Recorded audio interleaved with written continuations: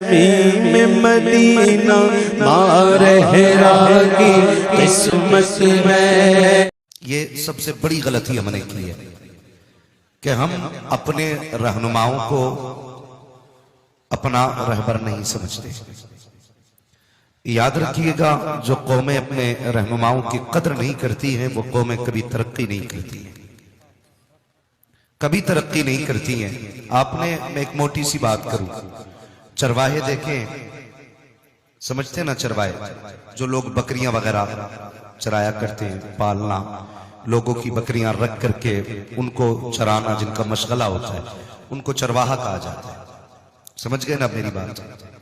अब आपकी जबान में क्या कहा जाता है मैं नहीं जानता, लेकिन बस इतना समझिए कि चरवाहे आपने देखे होंगे। जिधर कभी कभी ऐसा होता, हम रोड पे इस चीज को महसूस करते हैं, कभी बकरियां बीच रोड पे होती हैं और एक चरवाहा आगे होता है, एक पीछे होता है, तो वो आवाज देता अपनी मखसूस तरीके से, और बकरियां जानवर होकर के साइड हो जाया करती हैं, जानवर होकर के साइड हो जाया करती हैं।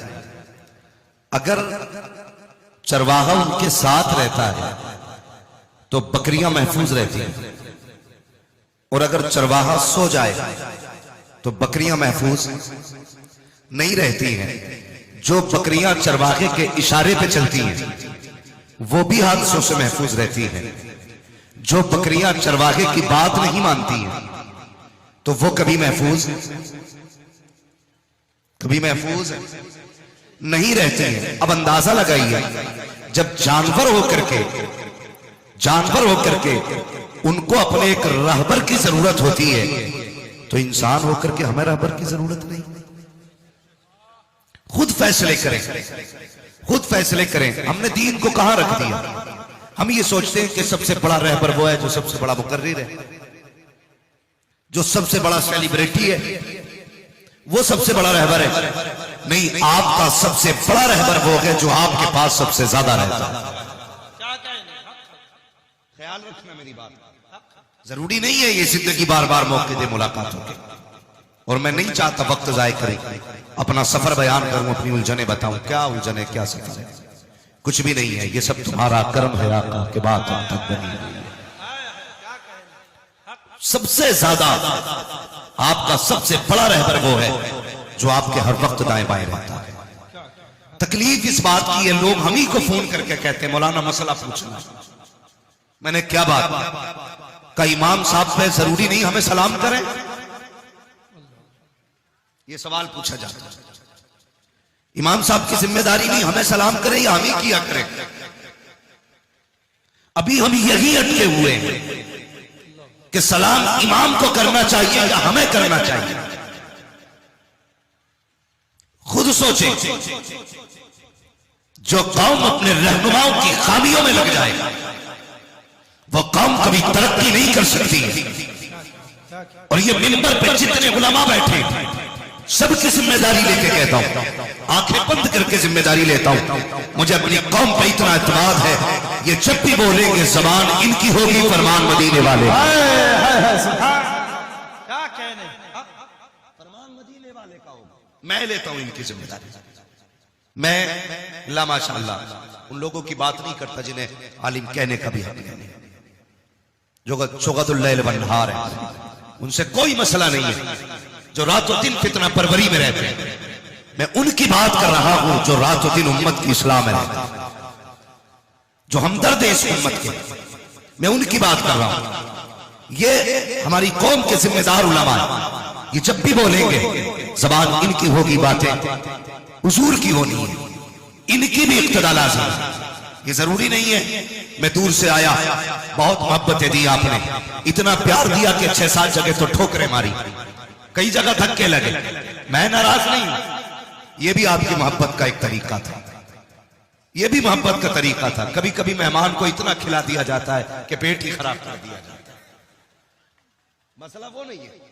लेकिन मेरी एक छोटी सी गुजारिश, अब कभी इस तरह का फोन नहीं आए किसी का कि इमाम मुझे सलाम करेगा कि नहीं। इमाम को हम क्या करें? इमाम के लिए उठ के खड़े हों कि नहीं? मैं प्रधान हूं, मैं मुखिया हूं, इमाम मेरे लिए नहीं उठा। कभी ये सवाल पैदा नहीं होना चाहिए। ये इल्म वाले, कोई आपका चचा हो, भतीजा हो, पोता हो, दादा हो, बाप हो, ये रिश्ते अपनी जगह। लेकिन हुजूर का दीन जो इनके सीने में जो इल्म है ना, वो निस्बत अपनी जगह है। क्या वो निस्बत अपनी जगह है। और तलबा से भी गुजारिश करूंगा, उनसे भी गुजारिश करूंगा जिनके असातिज़ा दुनिया में हैं या जा चुके हैं, बहुत गौर से मेरी बात सुने। कभी ये मत सोचना कि हमने जो हासिल किया है हमारी मेहनत से मिला है। इल्म अगर सिर्फ मेहनत से आता तो मदरसा जाने की जरूरत नहीं थी। नहव, सर्फ, फिक्र, फलसफा, हर इल्म आज उर्दू में मौजूद है। और तकरीबन उर्दू तो लगभग 50% मुसलमानों को आती है। कुछ खाली उर्दू वालों से भी बड़ा डर लगता है, हाँ, वो भी ले आते हैं कुछ किताबें, उसमें से सवाल देखते, जाके इमाम से कहते मेरे सवाल का जवाब दो। हजरत आदम ने पहले कौन सा पैर रखा था?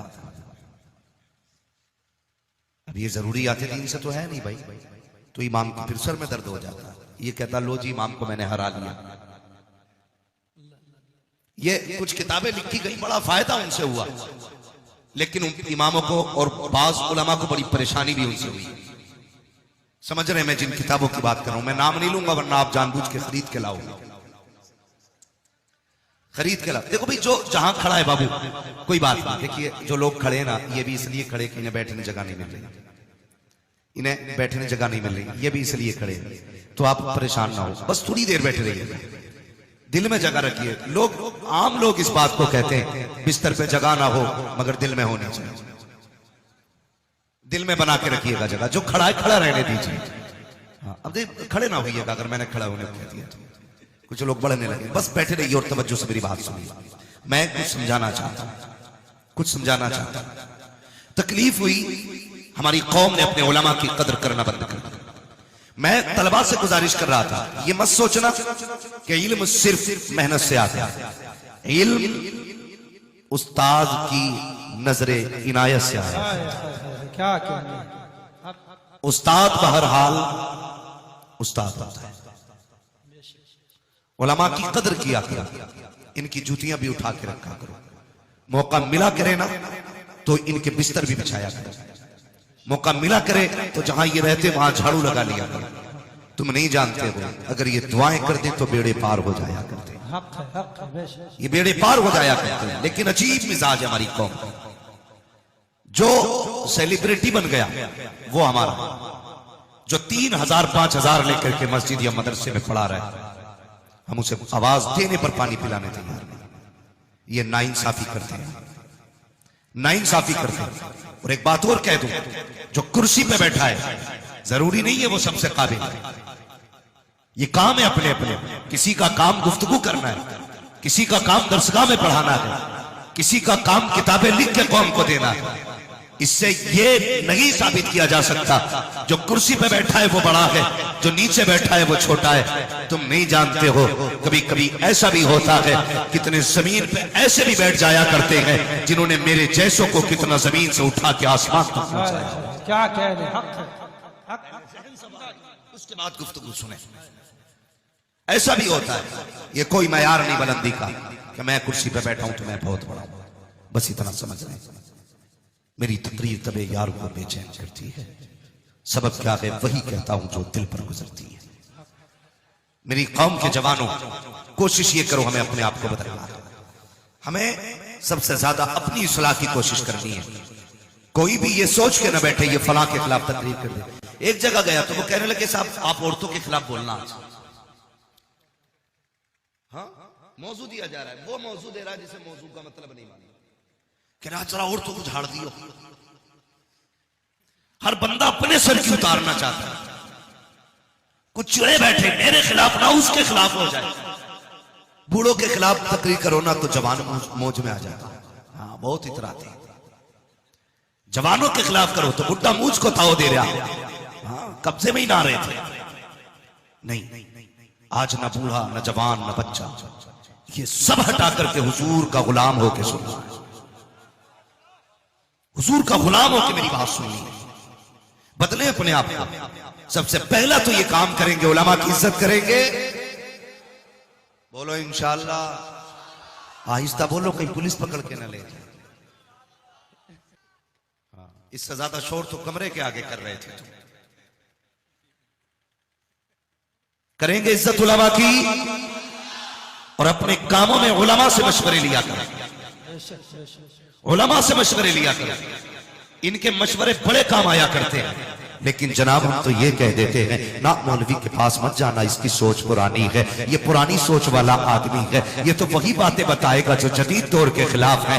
याद रख प्यारे, इनकी सोच पुरानी जरूर है, हाँ हमें अपनी पुरानी सोच पे फिक्र है, लेकिन बहुत ज्यादा पुरानी सोच नहीं है। हमारी सोच सिर्फ 1400 साल पुरानी है। वो सोच हमारी है जो मुस्तफा ने अबू बकर को दी थी, वो सोच हमारी है जो मुस्तफा ने उमर को दी थी, वो सोच हमारी है जो मुस्तफा ने उमर को दी थी, वो सोच हमारी जो मुस्तफा ने उस्मान को दी थी, वो सोच हमारी है जो मुस्तफा ने अली को दी थी, वो सोच हमारी है जो मुस्तफा ने हसनैन को दी थी। और वो सोच क्या थी? वो सिर्फ ये थी कि की मोहम्मद से वफा, तूने तो हम तेरे है, ये जहां चीज है क्या लोगों पर।